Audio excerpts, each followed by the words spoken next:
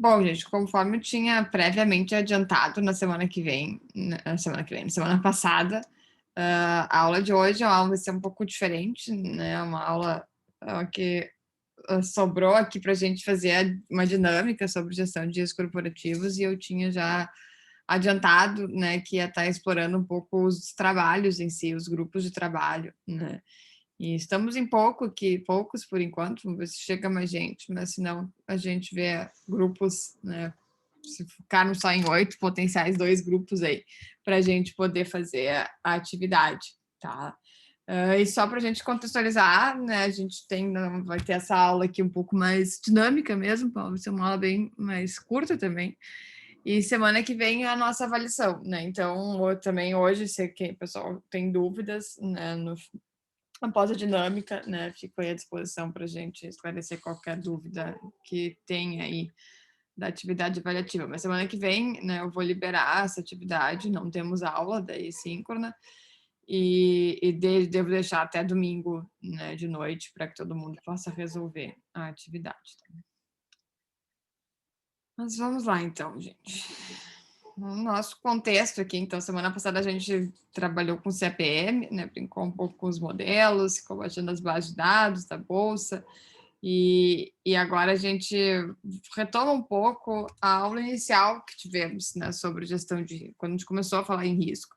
E eu disse lá daqui a algumas semanas a gente vai chegar finalmente na aula, né, de gestão de riscos corporativos, ou Enterprise Risk Management, que é o termo em inglês para isso. E é aqui, né, que a gente junta tudo que a gente tem visto, né, e realmente incorpora essa prática de gestão de riscos nas empresas, né? Então, por que isso faz sentido? Como é que isso agrega valor, né? E por que isso é importante para as companhias? É um pouco essa é a resposta que a gente busca esclarecer na aula de hoje, né? Começando, então, para a gente ter como propósito, assim, qual é o grande foco, né, da gestão de riscos, essa balança que não é por acaso, mas é buscar esse equilíbrio, né, e não só identificar e avaliar os riscos, mas embasar essa identificação, avaliação e tratamento em ferramentas. E essa palavra ferramentas aqui para a gente na engenharia de produção tem um peso muito grande. Vocês vão ver logo aqui nos próximos slides o quanto nós, engenheiros de produção, temos um ferramental muito bom para análise e avaliação de riscos, né? E é isso que nos faz ser profissionais, né, atuantes na área de gestão de riscos, né? É, enfim, né, tem um campo, é uma área no Brasil não tanto explorada, ou mais explorada mais recentemente, mas que tem um mercado muito amplo, né? E a gente tem sim um diferencial. E, até porque, né, cada vez mais se vive um ambiente onde sim, né, é de rotina das empresas assumir riscos, né, e ter que gerenciar riscos. E bom, um conceito então de definição, né, de gestão de riscos e aqui já aparece o COSO, né, é dado pelo guia do COSO. Eu vou explicar para vocês o que é o COSO, né, como é por que existe o COSO justamente agora, né? Porque ele define, então, lá no COS 2007, né, a gestão de riscos corporativos como processo conduzido em uma organização pelo conselho de administração, pela diretoria executiva e pelos demais funcionários, aplicado no estabelecimento de estratégias formuladas para identificar em toda a organização eventos em potencial capazes de afetar a referida organização e administrar os riscos para mantê-los compatíveis com o seu apetite a risco e possibilitar garantia razoável de cumprimento dos objetivos da entidade. Tá? Então, essa definição, apesar de extensa aqui, é um pouco confusa e a tradução do inglês não ajuda também, o inglês é bem melhor. Compreendida, na minha opinião, mas aqui eu trouxe a tradução literal, né, do COSO para o português. E qual é o ponto, assim, contando um pouco a história, né? A origem da gestão de riscos nasceu com um viés muito de controle, né? Isso nasceu em função, né, de vários desvios, né, e crimes, na verdade, crimes financeiros que aconteceram nos Estados Unidos. Muito, né, enraizados pelo caso da ExxonMobil, né? E a partir, então, do estabelecimento da lei do colarinho branco nos Estados Unidos, passou a ser normativo, passou a ser lei que toda empresa de capital aberto nos Estados Unidos era obrigada a ter um programa de gestão de riscos, né? E naquela época, né, um programa de gestão de riscos muito voltado a controle, né, itens de controle. E se alguém já passou por uma Big Four ou trabalhou em alguma empresa e esteve, né, envolvido em um processo de auditoria com uma grande empresa, sabe do que eu estou falando, né? Itens de controle são realmente centenas e centenas de itens de controle, onde a empresa tem que garantir, né, que realmente cada item está sendo controlado. Só que naquela época muito voltado também para muito controle operacional, né? Eu vou dar um exemplo bem chulo aqui no nosso contexto brasileiro. Petrobras, né, a nossa maior empresa, né, brasileira, passou também por um dos maiores escândalos de corrupção do Brasil, e a Petrobras tem, né, a COSO implementado, tem capital aberto na Bolsa de Nova York, e alguém pode perguntar como assim? E o como assim também nos faz refletir um pouco que esses milhares aí de itens de controle fazem com que seja impossível um funcionário sair de uma plataforma de petróleo com um galão de petróleo embaixo do braço. Mas não impossível que a alta direção desviasse, né, alguns milhões de reais da companhia, né? Então, enfim, né, a história toda, desde a origem, nasce com esse olhar muito de controle. E aí, o que aconteceu? Em 2004, né, o COSO é um comitê, então, um comitê que foi estruturado para, de alguma forma, apoiar as empresas a estabelecerem, então, seus programas de gestão de riscos, afinal, isso passou a ser lei nos Estados Unidos, então, elas tinham que ter, né, elas tinham que mostrar algo para poder ter capital aberto na Bolsa. O COSO, então, nasce, né, sem fins lucrativos e até hoje segue sem fins lucrativos, mas ele é encabeçado pela PwC, então pela PricewaterhouseCoopers, que é uma das Big Four, que também passou a ser uma grande referência de implementação de programas de gestão de riscos, né, enfim, sem fins lucrativos em partes. E, num primeiro momento, com esse olhar, né, controlar, controlar, controlar, controlar. E aí, agora, a gente olhando mesmo nessa tradução que eu não gosto pessoalmente do COSO português, é só um pouquinho que eu me enrolei no fio aqui. A palavra estratégia já começa a aparecer, e hoje, se eu falar, né, de gestão de riscos do COSO, a última atualização é de 2017, a palavra controle praticamente não aparece, né? Se migrou, então, de um modelo de gestão de riscos puramente voltado a controlar e proteger, para entender que a gestão de riscos ela tem que ser muito mais olhar, bom, como é que eu potencializo, eu maximizo, né, essa empresa ao assumir riscos certos, né? Essa seria a essência. Então, ela sai de mão de um olhar muito controle na sua origem para um olhar hoje muito estratégico, né? Então, a gestão de riscos nas empresas assume uma posição muito estratégica, né, num nível bastante executivo, gestão de riscos corporativos, onde a gente vai ter um conselho executivo, ou um CEO, a gente vai ter uma controladoria, né, vai ter muitas vezes uma auditoria, e o gestor de riscos, né, que a gente costuma chamar de Chief Risk Officer, então o CRO aqui, vai ser um cara tido como braço direito, assim, né, do Poder Executivo, né? Então, é ele que muitas vezes deveria estar, né, direcionando as decisões dos gestores, do gestor principal, né? E por que essa migração? Quando a gente olha um exemplo bem simples aqui de 4 grandes empresas da história do mundo, todas têm uma ruptura muito grande inovativa, né? Então, romperam a forma tradicional de buscar uma solução, um produto, um serviço no mercado, inovaram, assumiram muitos riscos e viraram, né, empresas que marcam história em algumas décadas. O Google já estende, não é só uma década, já estamos na segunda dele, né? Ou seja, né, risco fez parte do sucesso dessas grandes companhias, e aqui a gente poderia listar outras várias atualmente, se a gente põe todo o pacote tecnológico. A gente sabe hoje que as maiores empresas do mundo, né, são empresas de altíssima capacidade tecnológica e de muita inovação, né? Põe a Apple, a Google, a Amazon, estão brigando sempre, né? As chinesas lá, que eu sempre esqueço o nome, estão brigando entre as empresas, né, de maior capital, de maior valor do mundo, e são, né, empresas de altíssimo grau de risco e inovação. Bom, mas ok, como é que a gente implementa isso? O que existe para orientar a implementação disso nas empresas? Vocês todos aqui já devem ter feito ou estão fazendo a gestão de projetos, né? E o próprio PMBOK, capítulo 11 lá do PMBOK, fala puramente de gestão de riscos, né? Então, se o problema de vocês é um projeto, o PMBOK é super ok, vão em frente com o PMBOK, não percam tempo com o resto, né? Não quebre a cabeça lendo o resto, usem o PMBOK e ele vai ser suficiente.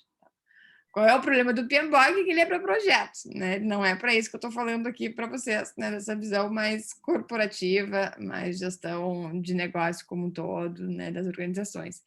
Para isso, né, a gente tem outros instrumentos. O COSO, é claro, a gente já vai falar dele, mas temos uma ISO, né, ISO 31000, e a derivada dela, 31010, são as ISOs, então, que reúnem um guideline, assim, né, de implementação da gestão de riscos corporativos nas empresas.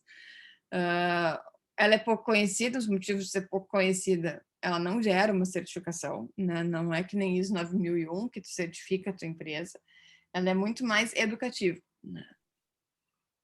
O COSO em si, né? O COSO tem esse marco e essa representatividade na história da gestão de riscos, e é ele que traz essa visão, né, de cubo, né? Ele traz essa visão de como a gente tem que enxergar riscos de uma forma bastante ampla. Então, mesmo que eu tenha uma grande companhia, eu tenho que enxergar riscos de uma forma unificada, né? Riscos que permeiam um nível estratégico, operacional, tático, né? E que se estendam a todas as unidades de negócio dessa empresa. Então, até aqui o cubo, né, tem esse cruzamento da subsidiária, da unidade de negócio, da divisão e do nível da organização, e os riscos sendo, né, então, classificados e identificados em todos os níveis aqui. Tá? Isso aqui são as etapas. O MIGRE é um modelo que foi trabalhado quando a professora Joana fez a tese dela, né, que também tem um enfoque bastante econômico. E aqui começam a aparecer, então, as fases, né? E aí vocês vão ver, pessoal, que mudam os nomes, mas a essência é sempre muito parecida. Tá? Então, o PMBOK, ele vai falar o quê? Né? Que a gente tem que fazer um planejamento, gerenciamento de riscos, e isso começa com identificar riscos, se analisa, se faz uma avaliação econômica, se faz um planejamento de respostas e se monitora, né? Riscos de projetos. O COSO, né? As etapas do COSO, então, começa com a fixação, assim, que ambiente é esse, né? Onde estamos, qual é o objetivo, né? E isso é muito importante, qual é o objetivo do programa de gestão de riscos e o que ele tem a ver com o objetivo atual da companhia. Se identificam os riscos, se avaliam os riscos, se faz um plano de resposta, se tem atividades, né, de controle, um plano de comunicação e se monitora, né? Então, as fases, de novo, são similares, né?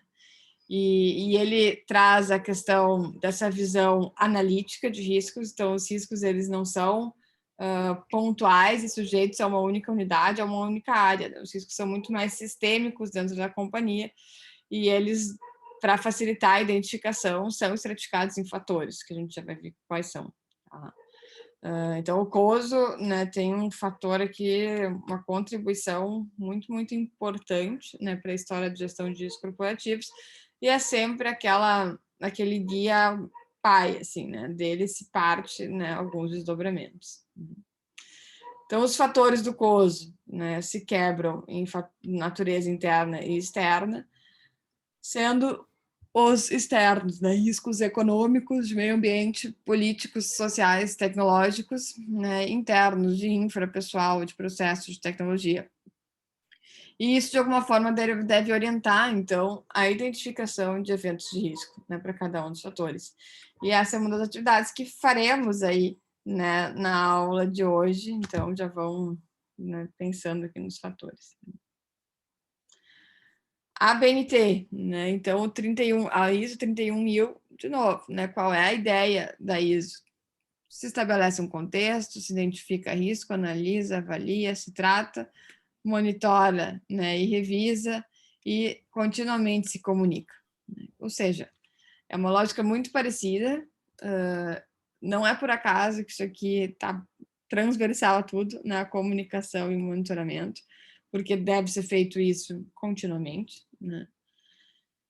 E quando eu fiz a minha tese de doutorado, né, esse era o modelo final que a gente chegou na tese, foi voltado inicialmente para a saúde, né, mas, na verdade, o modelo ficou bastante genérico, né, e aplicado a vários mercados. Uma das coisas que a gente trouxe para dentro do modelo e que se discute muito no COS é a questão da governança corporativa. Então, quanto a gestão de riscos corporativos, né, realmente está inserida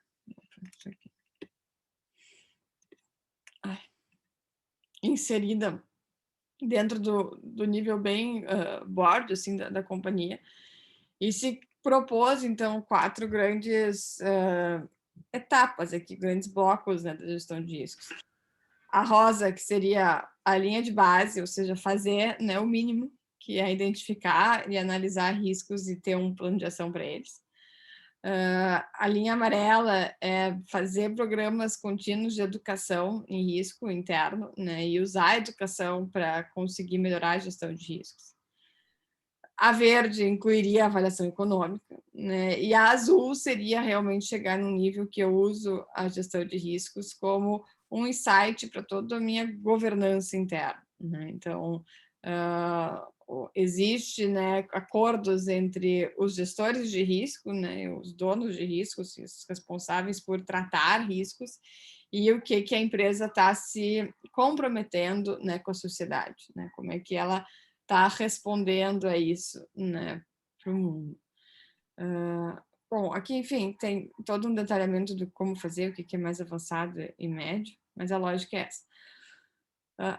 Eu já falei isso em outras aulas, mas é uma área aqui dentro dessa disciplina que eu deixo muito material no Moodle, né? E aqui, mais no sentido de orientar a leitura, para quem gosta dessa área, sugiro muito o artigo do Brumley, que está lá, é bem bacana, né? Um artigo bem conceitual de gestão de riscos. Estão lá também, tanto a minha tese quanto a tese da Joana, no mestrado eu trabalhei com isso também. E outro que eu acho bem bacana é esse cara aqui, mais voltado para o mercado financeiro, o ECRIS, né, que é um artigo bem legal também de ser lido, bem conceitual, assim, bem interessante. Bom, o que eu vinha falando para vocês, né, que mudam os nomes, né, as abordagens, mas uma lógica de criar um programa de gestão de riscos permeia isso aqui, gente, né? Começa com entender onde é que tu estás, isso é extremamente importante, né? Eu vou usar o exemplo aqui do hospital, coisas que apareciam quando eu fiz a minha tese. Né? Uma coisa é tu discutir gestão de risco num hospital, né, que tem sede única. Outra coisa é tu para um grande grupo americano que tem 50, né, 50 unidades hospitalares espalhadas pela Califórnia. Né? Então, são perspectivas, né, de negócio completamente diferentes, né, desafios completamente diferentes, amplitudes, né, completamente diferentes. Né? E isso é importante. Né? Se tem 50 unidades, tem que fazer que as 50 conversem a mesma língua, tenham os mesmos valores, tenham o mesmo propósito. Isso é um baita de um desafio, né? Isso é investir em cultura interna continuamente. E é um grande, né, desafio dos gestores em si. Se tu está, né, com uma única sede aqui em Porto Alegre, bom, não que não seja fácil, mas o tamanho do desafio é outro, né? Ou são outros problemas também. Né? Então, a contextualização do que a gente está falando é super importante. Identificar e classificar os riscos e fazer isso com algum insight. Se a gente fizer um exercício, e vou brincar aqui com vocês no chat, né? Cadê o chat? Vamos lá, né? Primeiro risco que vocês pensem para a empresa que vocês trabalham. Botando aí ideias no chat. Vamos lá, gente. Qualquer risco. Primeiro, um risco que vocês sabem que existe na empresa que vocês trabalham.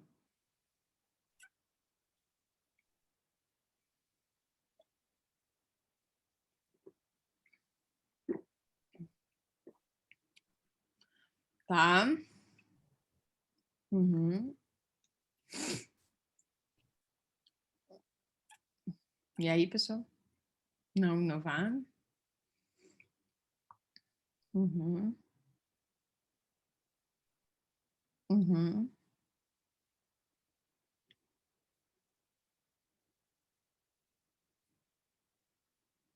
Mais um. Equipamentos atualizados, tá. Então, a gente foi de uma praga agrícola, né? Passou por pandemia, por falta de demanda, alta do dólar, equipamentos atualizados, lockdown, concorrência externa, não inovar, ou seja, riscos, né, que alguns são de cunho econômico, outros políticos, outros sociais, né, e também de diferentes níveis hierárquicos, assim, né? A gente está falando uma praga agrícola, por exemplo, muito mais difícil a gente ter qualquer controle, né? A gente, no máximo, pode se proteger internamente para evitar que ela afete rápido a empresa, mas é difícil não ter 100% de controle. Agora, a concorrência externa, muito mais fácil de monitorar, né? E ter como se posicionar frente à concorrência se tu bem acompanha ela, né? Não inovar, né, também é outra instância, é tu conseguir ter investimento para aprender, né, e manter ele ativo, né, e conseguir também converter ele em resultado. Se vocês aqui, né, nesse exercício pensaram em riscos em níveis, né, completamente diferentes, até níveis de forma de atuação, né, e linguagem, tudo. E é óbvio que isso acontecer porque eu não dei nada para vocês, eu disse, falem riscos. E o que é importante quando a gente busca, né, fazer esses exercícios de identificar riscos? Dar norte para quem está participando disso, né? Então, vamos pensar em riscos políticos num nível estratégico. Vamos pensar em riscos econômicos num nível operacional. Né? Então, fazer esse estabelecimento ou usar um inventário, né? Usar, por exemplo, quando eu fiz a tese, um dos principais produtos da minha tese é justamente esse inventário de riscos da saúde. Então, são 28 riscos às quais organizações de saúde estão sujeitos, né? Poxa, isso facilita muito mais. Eu, quanto companhia, olho aquele inventário que tem 28 e identifico quantos daqueles fazem sentido para mim, né? Tu dá um insight de entrada, senão o céu é o limite aqui da gente ficar fazendo esse exercício de pensar em riscos. Bom, passado isso, então se analisa, depois da análise, então se faz uma avaliação quant, e geralmente já é uma avaliação econômica, planos de tratamento e monitoramento de gestão, tá? Bom, esse slide aqui, gente, é super importante, tem a ver com como eu comecei a aula de hoje, que é falar um pouco sobre o ferramental, né? Isso aqui foi uma pesquisa que a gente fez e a gente tirou essa parte dessa matriz aqui da literatura, então, para cada etapa da gestão de riscos, que ferramentas são usadas.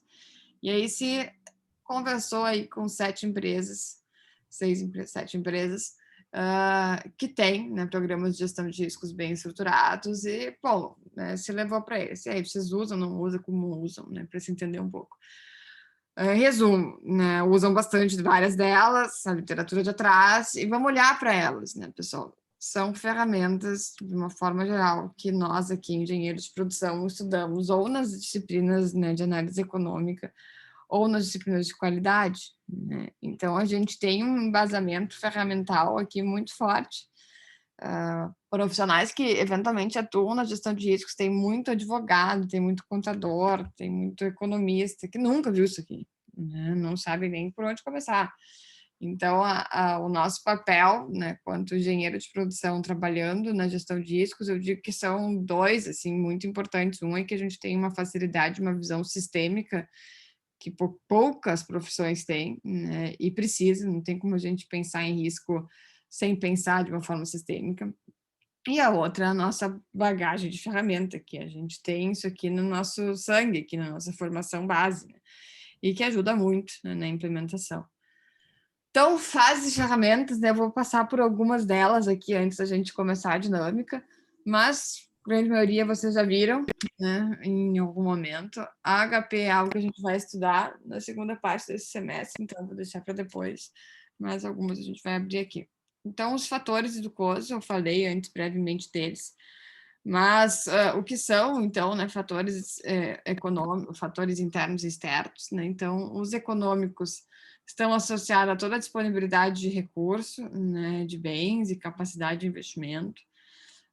Pessoal, relacionados à gestão de pessoas, né, a gestão de equipes internas, de processo, né, entender as relações intraprocessos, de capacidade, de desenho, né. Tecnologia, como o colega falou, né, equipamentos obsoletos, da gente realmente manter, né, Oi? os equipamentos mais Muita. atualizados.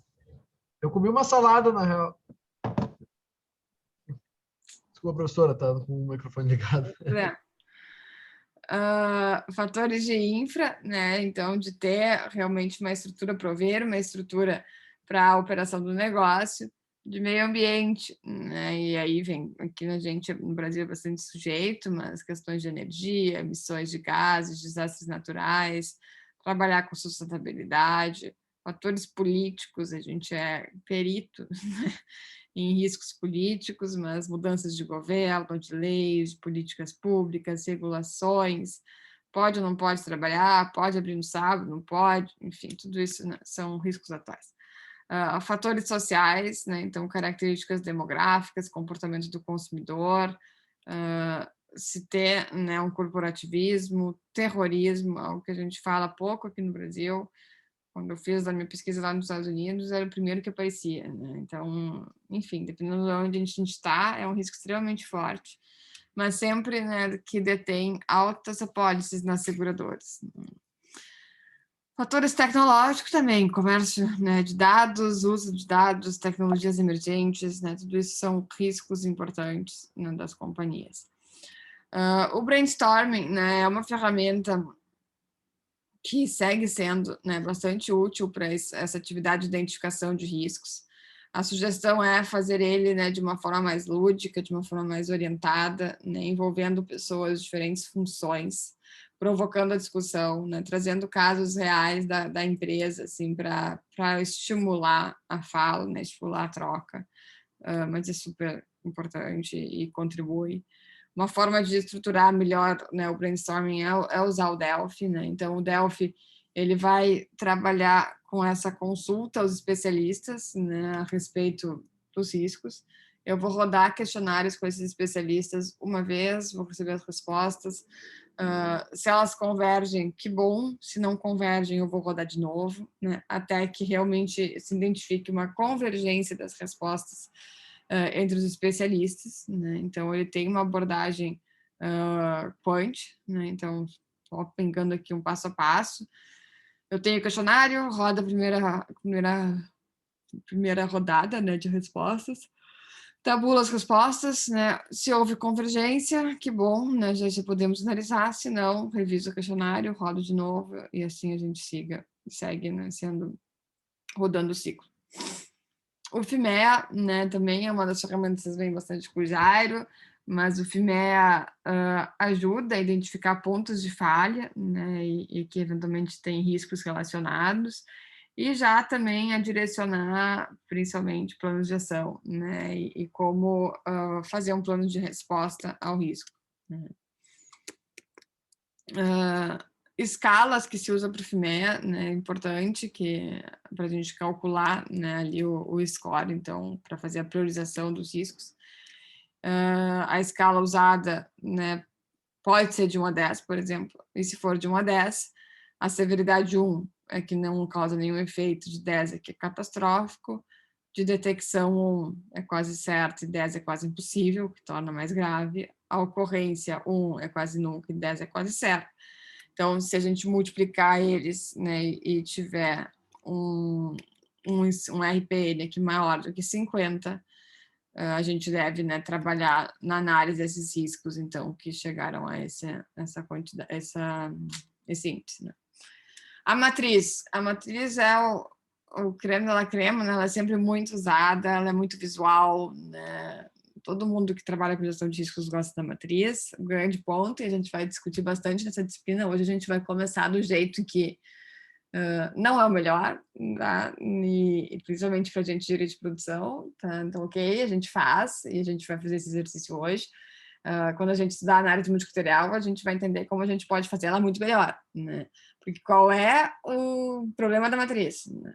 A nossa tendência quanto ser humano é dizer que tudo é muito alto, né? Então o impacto de tudo é muito alto e tudo é muito provável, né? A gente tem dificuldade de conseguir assumir que não, um pode ser menos impacto, né? O menos provável. A gente é muito tendencioso, né? Ao preencher a matriz e acaba pontuando muitos riscos vermelhinhos aqui, né? Basicamente, essa matriz está cruzando a probabilidade, né, de ser sem impacto ou de ser muito alta ou rara, né? E o impacto de ser sem impacto ou gravíssimo, né? Então é isso que a gente está cruzando, e riscos muito graves e com probabilidade muito alta, consequentemente, são críticos aqui, né? Escala de Likert, né? Então, escala de Likert é muito usada na academia, mas ela é extremamente simples e ajuda a priorizar, né? Então, se a gente quer, por exemplo, validar, né, um dicionário de riscos, um grupo de riscos na empresa, né, com vários colegas. A gente pode rodar uma survey, né, pode ser até online, no Forms, e rodar na empresa, né, perguntando às pessoas se elas concordam ou não concordam que algum risco que já foi elencado pelo um brainstorming, seguido de um Delphi, dos especialistas, realmente fazem sentido para os funcionários. Então, você pode rodar uma Likert, por exemplo. Para ajudar nesse processo de identificação inicial de riscos, né? O diagrama de Ishikawa é uma forma de provocar as pessoas a pensarem, né, sobre as causas, né, de problemas aqui em cada uma dessas esferas. Então, meio ambiente, medida, máquina, mão de obra, material e método. E essas medidas aqui, né, ou esferas, podem ser alteradas de acordo com o nicho de mercado, tá? Não é tão usado, mas é uma ferramenta que se presta para explorar um pouco, né, motivar o pensamento. E como é que a gente pode, né, melhorar isso depois com HP? A gente vai estudar na segunda parte do semestre, que vou só dar um briefing aqui, né, mas para cruzar riscos, né, então ao invés de a gente simplesmente pontuar, né, que um risco é mais importante do que o outro, a gente, ou mais impacto, ou tem mais probabilidade, a gente usa os métodos de análise multicriterial para orientar, né, essa pontuação, né? E a gente faz isso de uma forma estratificada por cada grupo de riscos, grupos econômicos, políticos, ambientais. Mas essa parte a gente vai melhorar o exercício que a gente vai fazer hoje, né, na segunda parte do semestre. Então, a relação, né, gestão de riscos e governança, que é como a gente faz esse fechamento assim, de valor gerado, né, pela prática de gestão de riscos, é que sim, né, se eu tenho uma empresa que tem bons demonstrativos, que tem uma prática de gestão de riscos, que consegue informações de mercado, isso alimenta, né, um sistema de governança, tendo em mente que a governança busca, né, ela busca permitir, né, que tanto a empresa quanto seus acionistas tenham, né, uma transparência da informação e da forma como a gestão está sendo conduzida internamente na empresa. Então, isso aqui, de uma forma bem estruturada, gera informação para uma governança né, mais coesa e mais transparente. E para chegar lá, né, se utiliza muitos métodos, ferramentas, que são aquelas, né, que a gente viu ali, que sim, a gente tem um background bem interessante, né, para trabalhar e atuar nessas áreas, né.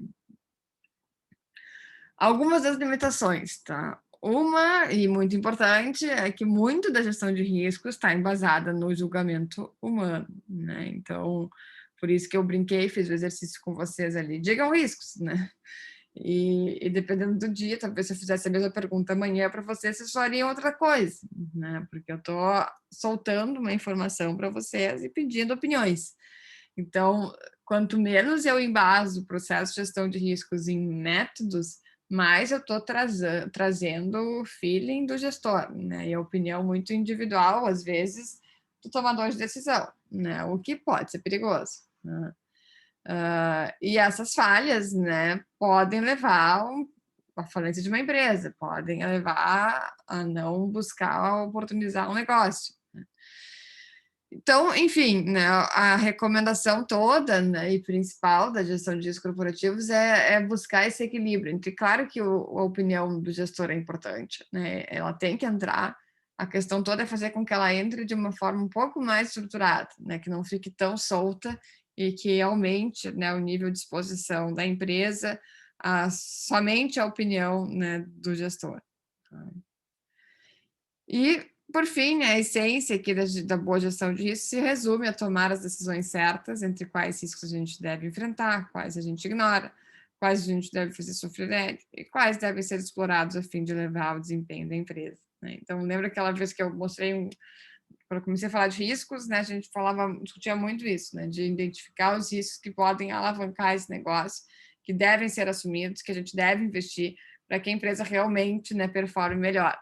É isso que a gente busca, né, sem esquecer, né, de que sim, que a origem é controle, né, não esqueçam disso, a gente também tem que controlar o negócio para que ele não simplesmente, né, se abra para todos os perigos e seja, né, engolido aí pelo mercado. Bom, então a ideia, né, a gente discutir um pouco, se colocar nesse papel de pensar riscos, né, discutir riscos com os colegas. E para isso a gente vai quebrar aqui em 3 momentos, uma pequena dinâmica aqui entre os grupos. E aí eu queria levantar com vocês quantos grupos temos aqui. Deixa eu ver. Nós estamos em quantos? 21. As meninas do grupo 1, tem várias aqui que estou vendo. Tá, eu vou tentar alocar vocês nos grupos e qual é a primeira atividade, tá? Vocês, então, nos grupos que eu vou formar, vão escolher, né, empresa, eu vou tentar fazer os grupos igual o grupo do trabalho, então, pensando no negócio que vocês já escolheram para ser o negócio do trabalho de vocês, tá? Vocês vão elencar, então, riscos econômicos, sociais, de processos de recursos humanos e tecnológicos, tá? Se algum grupo for formado e não tem empresa do trabalho ainda, vocês decidam um business aí para fazer o exercício. Eu vou quebrar vocês nos grupos e vou chamar vocês daqui uns 10 minutos. Eu aviso quando estou chamando. Tá bem, gente? Entenderam qual é a atividade? Sim. Deixa eu formar.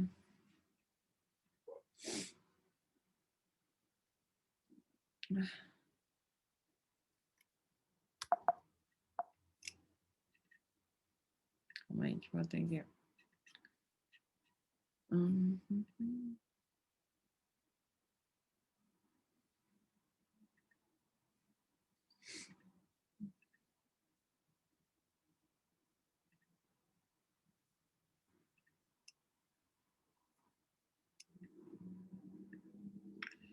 Então, Betina, Betina, Marjana, Maria Clara, não tá, Bruna. Também não, Luiz. Também não, tá.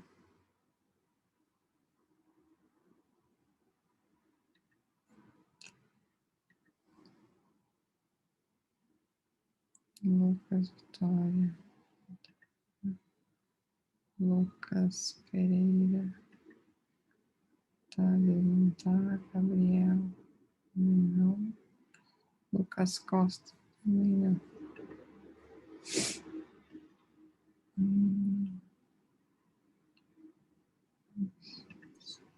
Professor, é para dar exemplo de riscos? Pensar em riscos do negócio de vocês, né?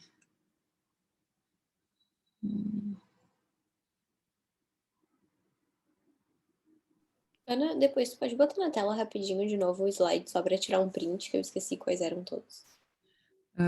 Sim, deixa eu só acabar de criar aqui a sala e já vai. Tá.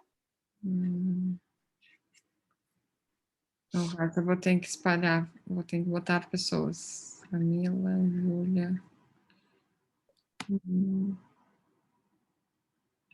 Tá.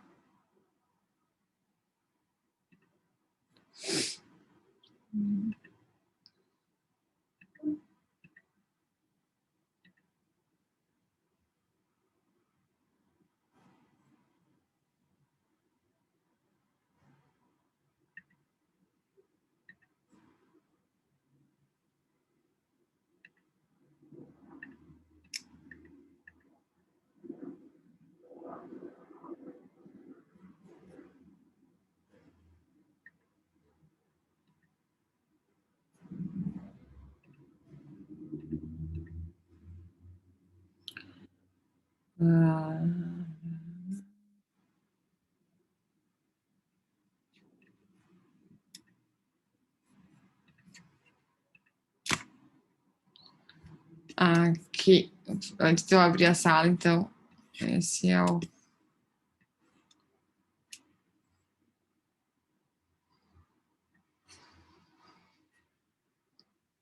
Vou abrir. Obrigada. Tá.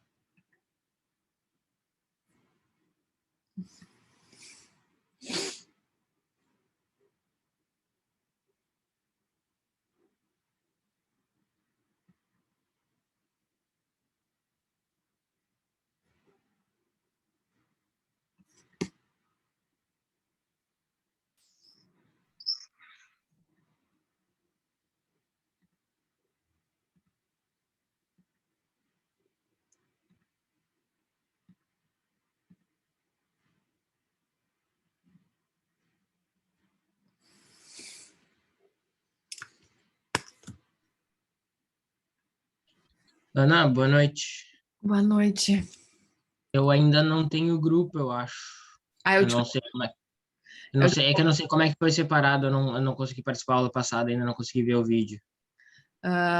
Não, eu só fui perguntando, né? Então as pessoas estão formando o grupo e agora para Tá. atividade eu te coloquei com as meninas lá, que estavam só mulheres, eu achei que não estava bom. Tá, não, tranquilo. Tá, mas tá no grupo das gurias ali. Mas depois, Tá. se já tiver falado com alguns colegas, a gente só organiza aqui para eu ir mantendo o controle. Beleza, então. Obrigado. De nada. Professora, boa noite. Acho que me colocou no grupo errado. Qual é o teu grupo? Ah, agora uma boa pergunta. Deixa eu ver aqui. Eu já te... É o Pietro. É o grupo 5 ali. É que não tinha as pessoas do grupo 5, aí eu separei vocês. Tá. Ô, Ana, eu também caí num grupo que não é o meu, mas na realidade eu não tenho nenhum. Tá. Não, é que não estão todas as pessoas, né? Algumas pessoas eu fui colocando nos outros grupos, só por isso. Eu acho que eu caí nesse 6 aí. Eu acho que está no 4 aqui, da Amanda. Isso. Isso aí. Dá para fazer atividade com eles lá? Não sei, pior que eu não sei. Não, só hoje. Não te importa? Não, pode ser, pode ser. Tranquilo. Pois é, eu ia falar, Ana, tu consegue me colocar nesse grupo também? Porque daí eu conheço a Amanda, pelo menos. Tá. Deixa eu ver. Pedro vai pro 4. Obrigado. Deu.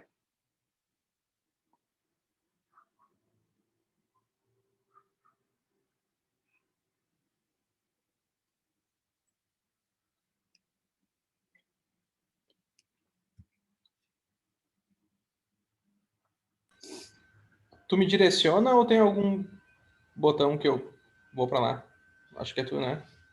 Tu já tá? Tu deve ir para aceitar, não? Pois é. Aceitar um convite, eu acho. Porque agora, como tu já tá aqui, tu tem que aceitar o join aqui.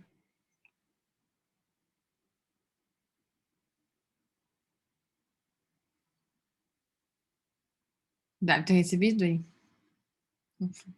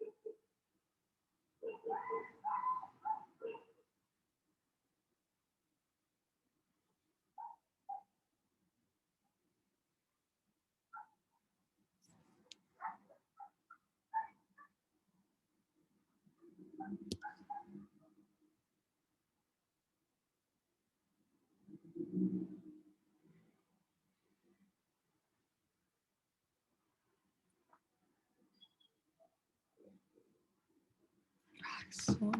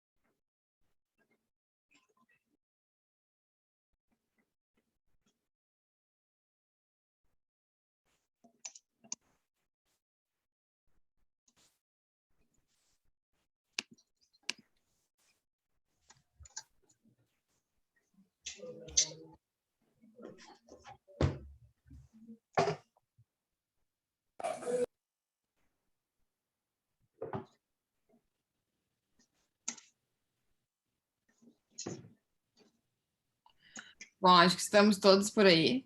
Então, vou convidar o grupo das Betinas, Betina César, Betina Peters, Marjana, as meninas e os meninos que eu aloquei, para falar um pouco dos riscos que apareceram e qual é o negócio, né? Enfim. Tu colocou alguém no nosso porque não tinha ninguém com a gente. Tinha só a gente. Tá, que os meninos acabaram aqui indo para outro grupo, tá certo? Tá, então ficou só as meninas. Clube da Lulu. Bruto fala? Posso falar? A gente resolveu fazer sobre uma pizzaria napoletana e a gente identificou como risco econômico a saturação de mercado, risco social que atualmente não está mais tão em alta, porque há uns 2 anos atrás estava super na moda ir em pizzarias e abrir pizzarias, e agora não está mais tanto. Questão de preço também. Aí, como risco... Qual é o próximo mesmo? Eu esqueci o nome do próximo, é qual? Processos, né? Tá. A gente botou falta de matéria-prima, agora com a pandemia, principalmente, e dependência de fornecedores terceiros. De recursos humanos, a gente colocou falta de capacidade, porque as pessoas podem pegar Covid ou, enfim, ficar sem trabalhar por redução de carga horária. E tecnológicos, a gente colocou erro de entrega com os aplicativos de iFood e Uber Eats, e cair sistema sobrecarregado agora que as pessoas estão utilizando mais para pedir em casa. Sim. Tá. Não, ficou bem bacana. E vocês decidiram fazer da pizzaria o trabalho? Sim. Tá. Sim. Perfeito. Ótimo, gurias. Grupo 2, que estava como grupo 2. Estou aqui. Estava eu, Vitória, tinha mais o Nicolas e tinha mais alguém. Lucas. E o Lucas, desculpa. A gente começou a fazer, a gente demorou um pouquinho para entender como é que era a dinâmica, se ia ser só o pessoal dos grupos, se ia ser grupos aleatórios, então a gente demorou para definir. Então, a gente não conseguiu muitas coisas, mas a gente definiu que ia fazer sobre o meu produto, que seria a máquina de refrigerante com enchimento de garrafas retornáveis. Dentro dos fatores econômicos, ali eu coloquei variação do preço da matéria-prima para a construção da máquina e peças de reposição. Devido à alta do dólar, muitos dos componentes são importados, e isso faz com que, daqui a pouco, para iniciar o projeto, seja um dificultador. O custo do produto em si, né, no final. O risco do custo versus o valor agregado que o produto vai ter, se vai ter uma boa aceitação, o custo que eu vou ter para implementar e jogar no mercado versus o preço que eu vou ter inicial do produto em si. Questão de processos, eu acho que é a modelagem de estruturação do negócio, de aonde eu vou colocar, quem vai ser o público que vou atender, se vai ser a MPM, se vai ser supermercado. Então, estruturar bem, fazer uma avaliação legal disso. Recursos humanos, eu coloquei treinamento para atendimento ao público, porque uma máquina neste nível, inicialmente, vai gerar muitos ruídos, pode ter uma má aceitação do público. Isso faz que o projeto todo projeto que é bom possa ficar ruim. E aí, tecnológicos, por ser uma máquina que vai ter um viés bem diferenciado, tempo de reposição e manutenção. É uma máquina que já existe? Ou vocês não desenvolveriam? Não, é uma ideia que eu tenho. Não existe ainda. Então tem toda a parte de desenvolvimento mesmo do produto. Né? Exato. Bom, bem legal, gente. Esse aí é o desafio dessa turma aqui, a máquina dos refrigerantes. Obrigada, Diego. O próximo grupo que estava ali, o grupo do Francisco, Frederico, Lucas Branco, Marcelo e Maurício. Professora, durante a nossa atividade surgiu uma questão sobre se o risco é necessariamente algo negativo. Então, não, né? Pode ser algo positivo, a gente tem falado aqui bastante na aula, né? E sim, é super bom quando se consegue identificar riscos assim que são mais oportunistas, né? Sim. Obrigado. Então, boa noite a todos. Nosso trabalho, a gente pensou em fazer sobre uma empresa de vendas online de roupas, né?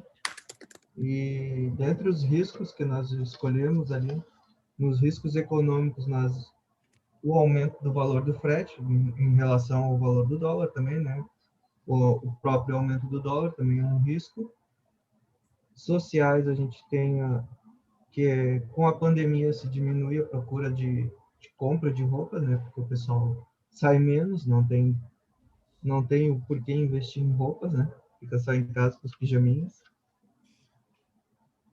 E de processos, nós temos diversos, como atraso de entrega, materiais com defeito, problemas de devolução. Esses problemas são bem típicos desse tipo de ramo de negócio, né?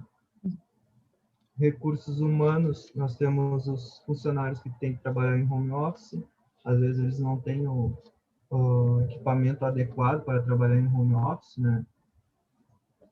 E tecnologias, nós temos problemas com o aplicativo do e-commerce e integração com as transportadoras. Às vezes, as empresas, a maioria das transportadoras não trabalham online, né, com aplicativos e tudo mais. Então, o problema mesmo é a integração com os aplicativos, né? Uhum. Não sei se algum dos meus colegas quer colocar mais alguma coisa. Esse foi o que nós colocamos juntos, né? As ideias que nós colocamos juntos. E esse vai ser o negócio do trabalho também? A gente pensou nisso, a gente estava pensando nisso agora, um pouquinho antes da aula. Mas eu acho que o Frederico não faz parte do nosso grupo, eu não sei se ele quer falar sobre o trabalho dele também. Eu tive que alocar algumas pessoas porque não ia fechar todos. Isso aí faz parte dos riscos, a professora mudar os grupos. Sempre tem que ter um spoiler, né? Tem que ter um cara externo para dar um espetáculo. Então, acho que era isso sobre o nosso trabalho. Tá bom. Obrigada por enquanto. E o último grupo, que é o da Amanda. A gente fez sobre a expansão de frota de uma empresa transportadora, que é principalmente voltado para frete do agronegócio. Como risco econômico, a gente elencou a alta do dólar, que consequentemente influencia o preço do petróleo e dos combustíveis, que também para a empresa seria teoricamente bom, porque daí afeta o agronegócio, né, com a questão de exportação. Então, por um lado é bom, por outro é ruim. O baixo investimento governamental em rodovias, que pode afetar também o negócio, porque daí estragaria muito mais os nossos caminhões. Também o aumento de concessão de trechos rodoviários, que consequentemente geram mais custos com pedágio e etc. Além também, outro risco seria se houvesse alguma crise no agro por algum tipo de praga. Em questão social, a escassez de mão de obra, porque acho que a tendência nos próximos anos é a gente ter menos caminhoneiros, né, pessoas especializados nisso, e também riscos de greves dessa categoria. Em relação a processos, seriam aumento de roubos e custos de seguro, que pode afetar nos custos do seguro, né, no caso. O acesso difícil ao nosso cliente, por se tratar de agronegócio, então talvez tu tenha que chegar perto de um silo, enfim, tu tem que usar vias mais difíceis de acesso. Em questão de RH, seria questões de ergonomia, segurança no trabalho e também legislação trabalhista, que muda que pode mudar alguma coisa sobre os caminhoneiros, ter que fazer tempo de descanso e aí, consequentemente, vai onerar os teus custos. E em relação à tecnologia, como é uma empresa pequena, seria a falta de capital para investir em novas tecnologias, como o sensor de fadiga, alguns softwares de roteirização e etc. Bem legal ficou o levantamento já dos riscos. Eu acho que quem é da empresa já tinha conversado um pouco comigo. Mas, bom, antes da gente ir para a próxima atividade, queria discutir um pouco com vocês o uso, né, dos fatores, né, estratificar em processo econômico, sociais. Foi ou não foi importante, né, para vocês discutirem os riscos? Achei que facilita, professora, porque daí tu consegue, não fica tão perdido, tu consegue elencar eles em ordem. Direcionar, né? Simplesmente, se vocês só parassem para pensar em riscos, ia ser bem mais difícil chegar numa convergência, né? Pelo menos dar um norte para a discussão, né? Então, ajuda bastante, né? Ter os fatores. Ajudaria mais ainda, né? Ter exemplos práticos, né? Do ambiente que vocês estão pensando, do contexto da empresa que vocês estão pensando. Né? Mais alguém com algum comentário?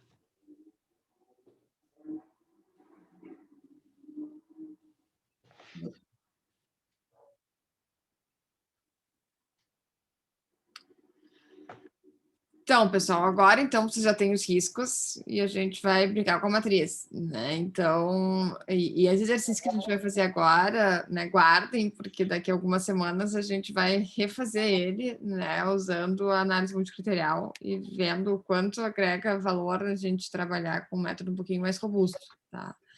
Mas para cada um dos riscos identificados, então, vocês vão classificar o impacto e a probabilidade, né? Podem usar impacto, por exemplo, um nível de alto, médio, baixo, probabilidade alta, médio, baixo, né? Para plotar, então, os riscos na matriz. Uhum. A matriz que eu estou falando é aquela que a gente viu aqui, né? A matriz, essa aqui. Tá? Então, posicionem, né, os seus riscos dentro de uma matriz como essa. E para dois, então, até dois dos riscos mais graves, né? Pelo menos, pensem em pelo menos uma ação de mitigação, né? O que poderia ser feito para lidar, né? Gerenciar esse risco. E aí vou mandar vocês para as salinhas e quero ver as matrizes depois, bonitinhas, pintadas. Ana. Oi. Eu não sei se quando tu cria salas tem uma opção de colocar para a gente compartilhar a tela, porque no grupo não tinha, não dava para fazer compartilhamento, e aí a gente não consegue trabalhar com uma tela, todo mundo vendo. Tem, calma aí, isso eu consigo, só vai demorar uns minutinhos que eu vou ter que fazer todos co-host.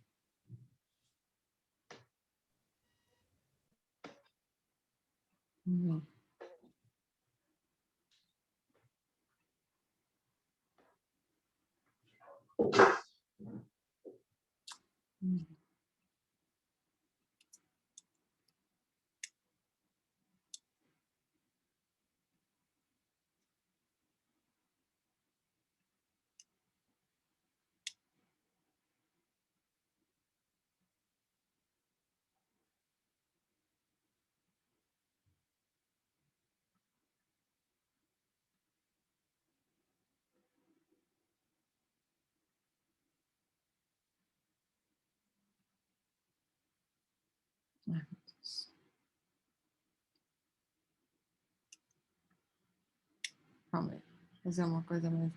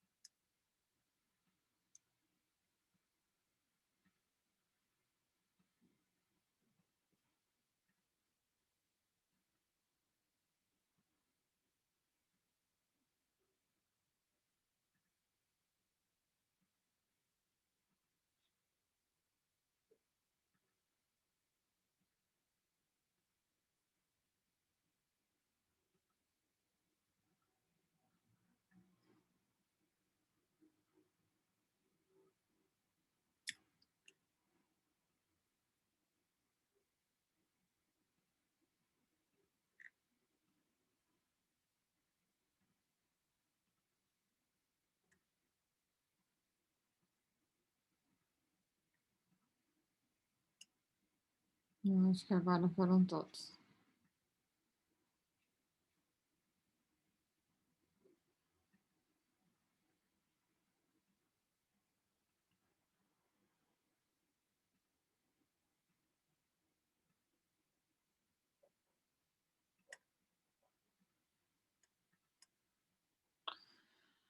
Pronto, chamo vocês depois. Pode só voltar na tela para poder pegar lá a matriz.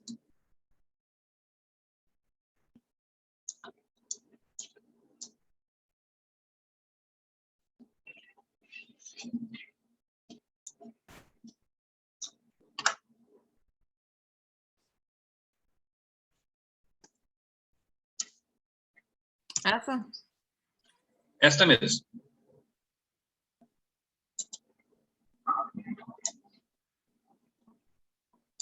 Obrigado. Nada.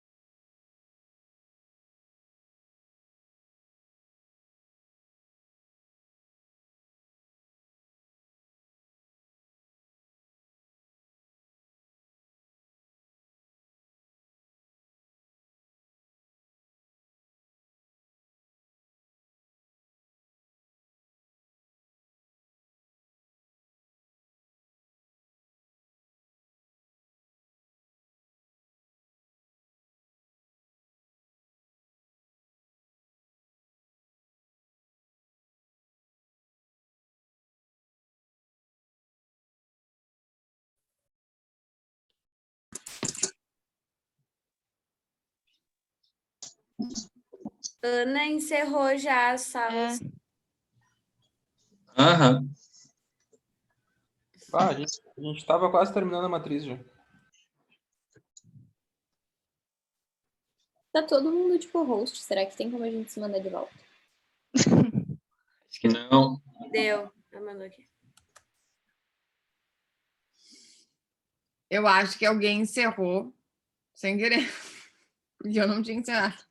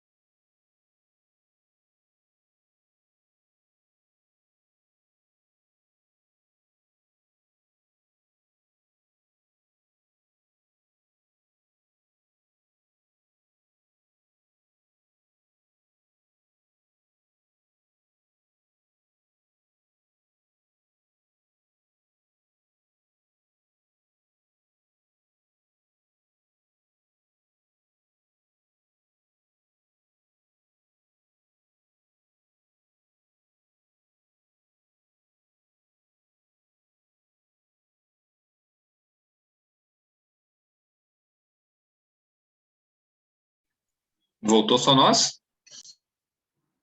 Não, as pessoas estão voltando, calma. Porque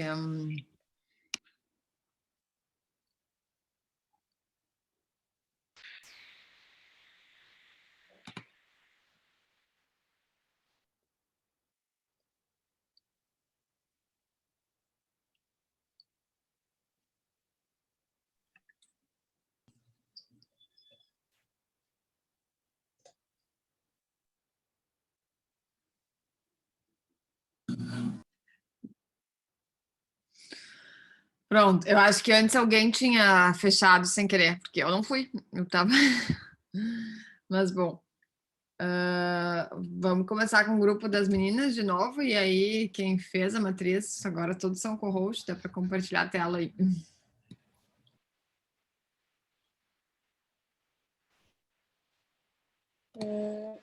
Essa é a nossa matriz.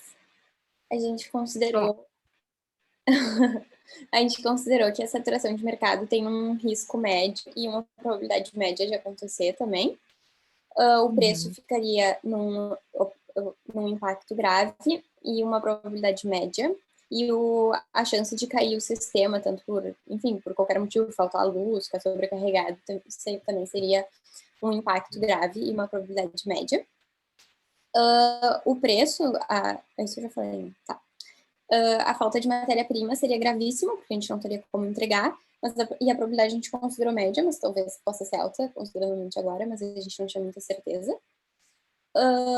A dependência de terceiros a gente considerou como grave e uma probabilidade alta, e o erro dos aplicativos a gente considerou que seria grave, mas a probabilidade baixa, porque, enfim, eles não costumam ter muitos problemas, se a gente usar os mais clássicos, assim.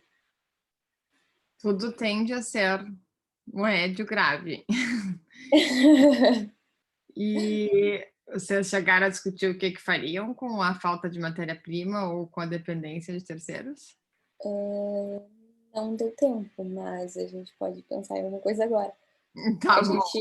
A única coisa que a gente comentou seria a questão de ter outras opções, porque como é uma pizzaria e a gente tem elementos que não são assim super exclusivos, que em último caso a gente poderia até mesmo comprar, sei lá, num supermercado, ou enfim, qualquer fornecedor mesmo que fosse por um valor mais alto e não fosse o nosso fornecedor oficial.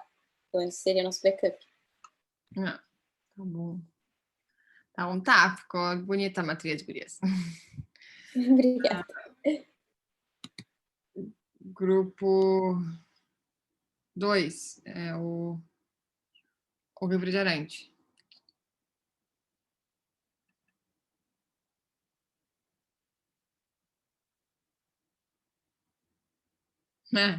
Os guris foram espertos. Tirou o print e cortou a cola em cima. Acelerado. Então, a gente elencou 3 itens, tá? Um de cada setor mais crítico que a gente entendeu. O que chegou numa gravidade que é quase certa e gravíssima é a variação do preço da matéria-prima para a gente constituir a máquina, devido à alta de dólar, tempo de reposição de peça, translados, isso gera um forte impacto. Depois a gente também entendeu que tem um forte apelo à questão ecológica, né? Então, é um apelo social, isso, a redução de emissão de lixos, plástico, tem um apelo social aí e muito ambiental em relação a isso. Então, a gente considerou como uma probabilidade grave e um risco e um impacto baixo. E aí a questão que a gente tinha falado antes, já na primeira parte da matriz, é sobre um modelo de negócio que não é algo definido ainda. Então, isso é uma questão que pode gerar... A gente botou como médio, né, nas duas, tanto em probabilidade como impacto, porque a gente não tem um estudo bem definido, com custo, mercado, para poder ter essa atratividade. Mas é algo viável de se fazer, porém precisa um estudo para ver se compensaria. Eu não penso. E os outros riscos vocês optaram por não trazer para cá ou não deu tempo? Pela última lista. A gente elencou os mais críticos, né? A gente pegou os 3 que a gente via como fatores importantes para o negócio.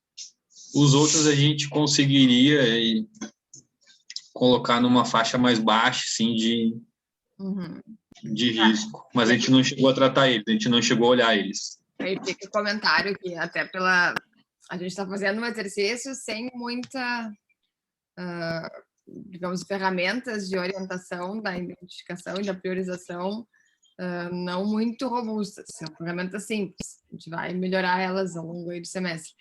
E vocês, aqui ficou um exemplo bem claro, né? Vocês já, de largada, deixaram alguns de fora. Tipo, não vou nem levar para a matriz, né? E já trabalharam só com 3 que vocês elencaram, né? E isso tudo são coisas que daqui a pouco, se vocês tivessem trabalhado com todos, talvez esses 3 não seriam os super 3 mesmo, né? Mas poderia isso. Que bom que aconteceu, porque é uma coisa bem legal de ter acontecido, é assim que a gente acaba fazendo, e assim que a gente acaba, né, aquela parte final ali que eu falei do material, né, acaba até induzindo erro ou deixando, né, de se atentar a riscos bastante importantes. Esse é um fator bem importante, porque quem está dentro do negócio às vezes acaba ficando não enxerga, meio cego, né, para isso, e acaba indo mais na intuição do que acha do que na certeza do estudo, né? Então, quando vem uma pessoa de fora, às vezes faz perguntas muito óbvias que as pessoas questionam, mas que fazem todo sentido depois quando você para refletir. Sim, exatamente, exatamente isso. Tá legal, gente, obrigada. Vamos ao terceiro, então, que são as roupas.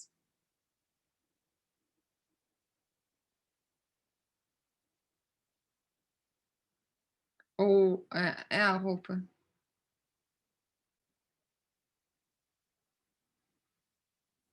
Quem vai falar pelas roupas, gente?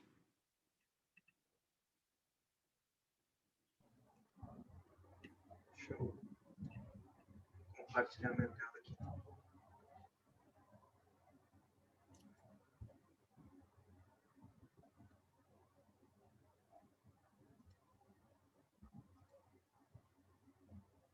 Tá aparecendo a minha tela?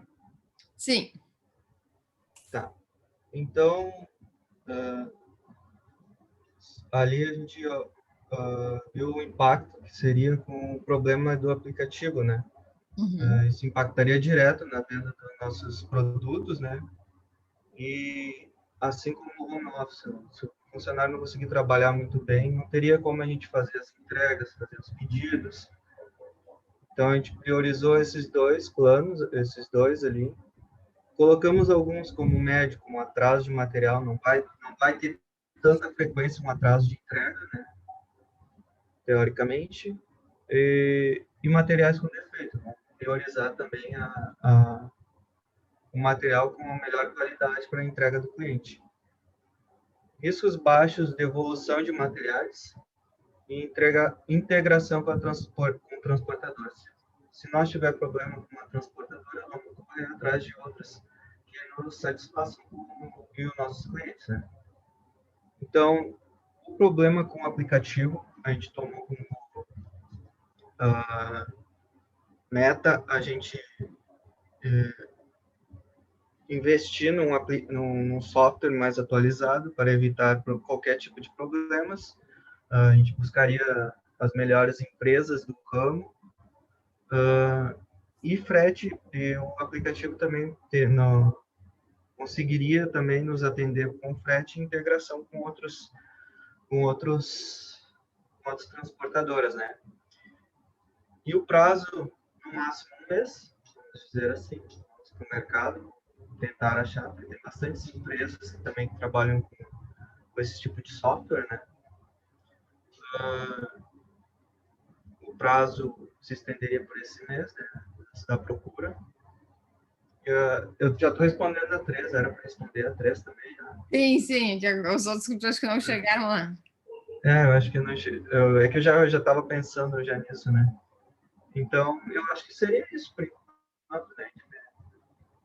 E só para eu entender, a ideia das roupas são roupas novas ou são roupas tipo brechó, assim, das pessoas se auto-venderem?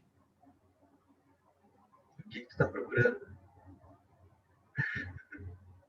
Oi? Depende do que tu tá procurando. Depende do que tá procurando. Das categorias. Não, mas o negócio em si, são... tu pode... Produtos novos. duas coisas, Vamos dizer, produtos novos, então. produtos novos, tá.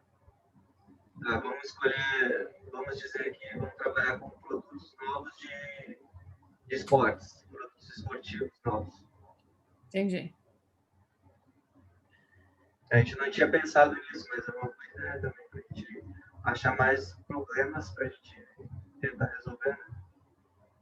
Sim, que aí muda o... Especificando o produto, né? Tá bom. Então tá, obrigada, gente. E o último é o da ampliação da frota agrícola.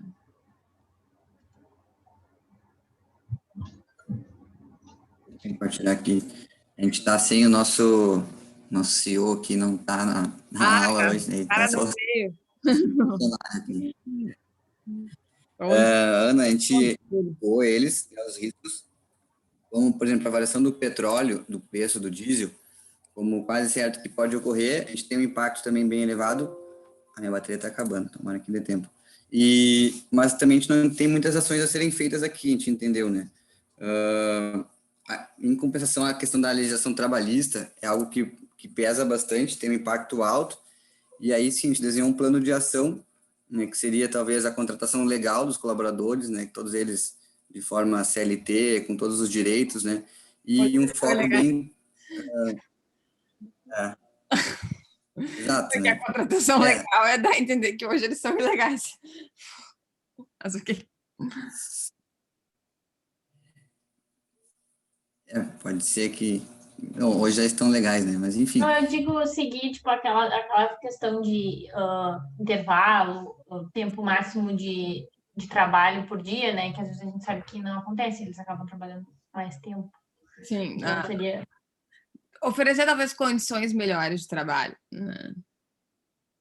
Exato, garantir os direitos. Terminou a minha bateria.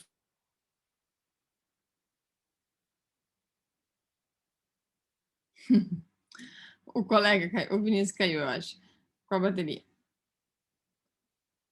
Amanda, tu quer aumentar alguma coisa que tu lembre ali dos riscos?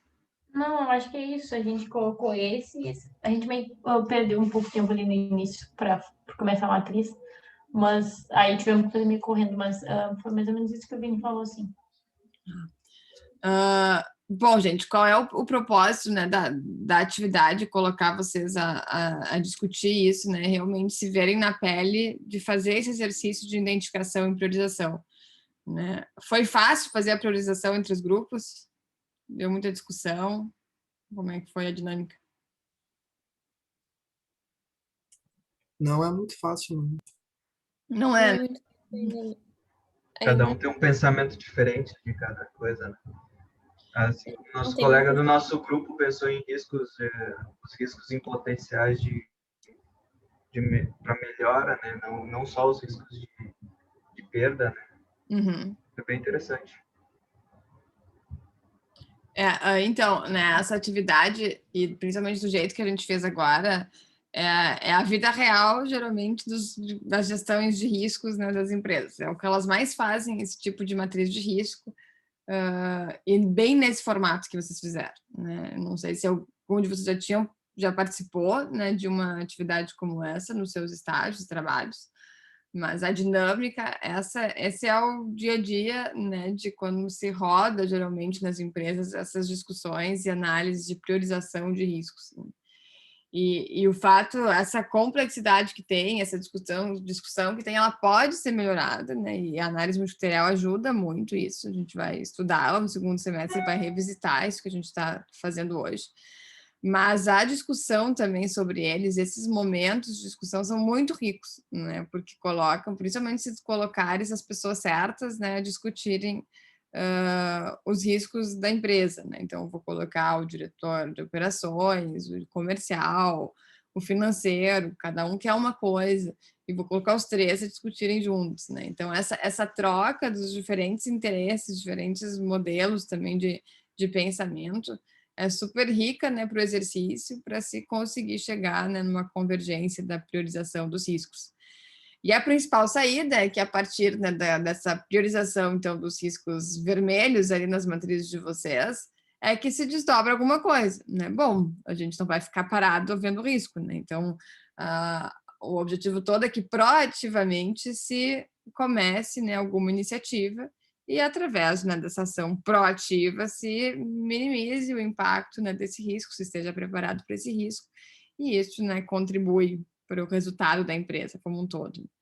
Então, foi um convite, assim, para vocês se colocarem realmente nessa posição, né? Já usando um pouco os trabalhos de vocês, o que também vai ajudar para o desenvolvimento do trabalho final, mas que não se afasta muito da realidade, né, dos programas de gestão de riscos, mesmo em grandes empresas, assim, né? Essa situação que o pessoal se coloca, né? Pergunta, gente?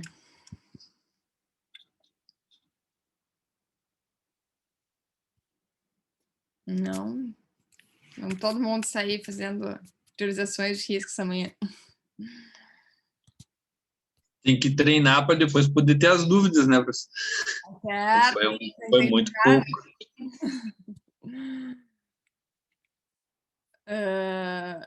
Bom, gente, então, para a semana que vem, eu não sei se alguém tem dúvidas da semana que vem, mas repetindo, então, o que eu falei no início da aula, é o dia do nosso trabalho de avaliação, né? Então, não temos aula síncrona aqui na próxima quinta-noite. Eu libero no Moodle, né? Mando uma mensagem a todos perto da hora da nossa aula, tá? E vou deixar até o domingo, né? Então, é quinta, vão ter até domingo à noite para resolver o trabalho de avaliação, que envolve, né, toda a área, então, de engenharia econômica, aquela parte de revisão de engenharia econômica completa, e depois toda a parte de risco, então, sensibilidade, cenário, simulação. Tá? Eu não devo pedir, não se preocupem, tá, em ter software instalado, porque não vou pedir nada que tenha que rodar com o software, tá, no trabalho, dadas todas as limitações que temos aí. Só de interpretação, tá, dos resultados do software. E fechamos a última parte aqui com CAPM, Gestão de Riscos Corporativos. Então, compilado mesmo, desde a primeira aula. Eu sei que é uma disciplina que a gente vê muitos assuntos, né, consolidados. Quem perdeu alguma aula, estão todas lá, né, no nosso Moodle, online, enfim, assistam, né, vale a pena. Os gabaritos também eu deixei todos disponíveis lá no Moodle. E, enfim, né, esse é a nossa atividade agora, né, da próxima semana, para depois a gente virar a página e realmente entrar nas análises multicriteriais, ver como elas podem nos ajudar a resolver esses problemas de risco, além de outras funcionalidades também que elas nos permitem.